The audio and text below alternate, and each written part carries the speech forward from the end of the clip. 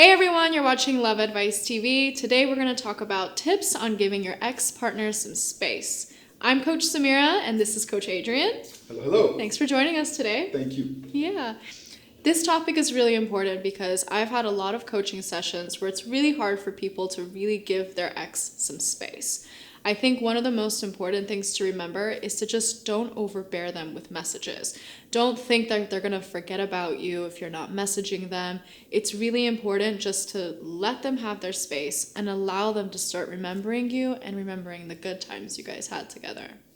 You're absolutely right, Samira. And we know from experience that most mistakes happen right after a breakup because people are still very vulnerable, still very emotional, and are unable to give their ex space. And that's one of the reasons why radio silence and no contact is so important after a breakup, during breakup recovery. Mm-hmm. It always takes time to kind of heal and let the dust settle. Mm-hmm. And unfortunately, most people try to win their ex back right away when they are in a position of weakness, when they're very vulnerable, and when they actually have the lowest potential odds of winning them back.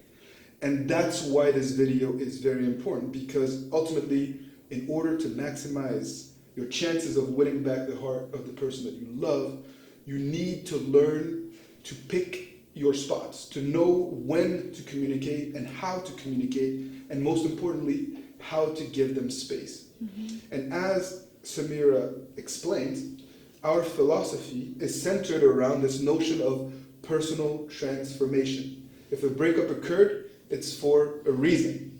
At some point, you guys are happy together, you had a common life project, and then something changed.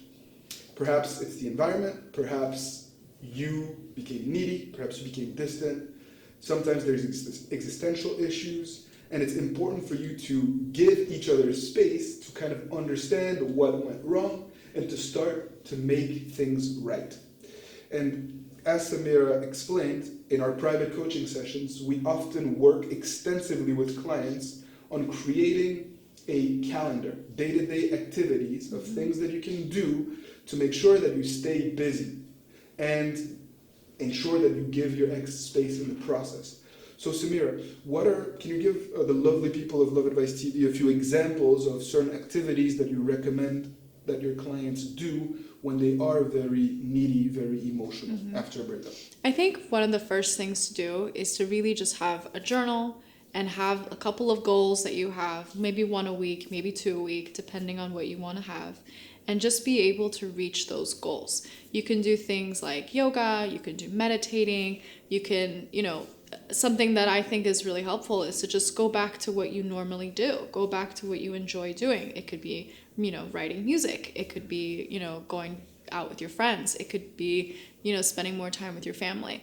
But just being able to going back to what you know and being comfortable with it and also experiencing new things, those can be really good for you. Absolutely right. Most of the time, people lose themselves during a relationship. Mm-hmm. You lose kind of track of the essence of what makes you unique and appealing. And as a result, you become too needy. You depend on your partner to make you happy. And it's not your partner's responsibility to make you happy. You actually have to make sure that you find fulfillment in your personal life, in your social life, and your professional life, so that your love life can flourish too, so that you can inspire your partner. Mm-hmm. And in this process of giving them space, you will inevitably find yourself again if you go about it the right way. And Samira is right. 1 to 2 goals a week is the bare minimum. You need to be able to challenge yourself. And in the process, if you're busy pursuing your goals, the odds are that you are more likely to give them space because you're busy, because you're active, because you're productive. So that's very, very important. You also have to be kind with yourself, to know yourself, and to not put yourself in a position where you are likely to make a mistake and to reach out. So you need to control your environment, and you need to also monitor your social media activity. And I know that this is a point that Coach Samira always brings up in her sessions. So why do you feel like it's important to monitor your social media activity, Samira, when you're in this mindset of trying to give your ex space? Yeah. Well, social media is like a big vortex that can really just suck you in. So once you start, it's really hard to get out of it. If you're so focused on one person's social media and you're looking at their tagged photos, you're looking at who they just added and what they're liking, you're not going to go out and do what you need to do for yourself. The more you're focused on them, the less you're focused on yourself. It's that simple. People tell me all the time in private coaching, my ex says they want space, but if I give them space, they're going to move on. And this is a real fear that a lot of people have.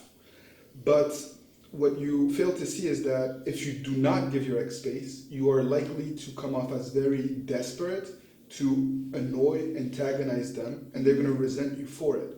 And the odds are that they will do something drastic to assert their independence. They may start to date someone else just so that you are forced to give them space. And then you feel even worse.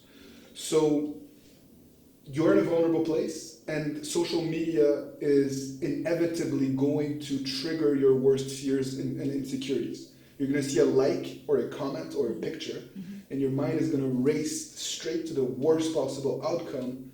And in the process, it's going to leave you feeling very vulnerable.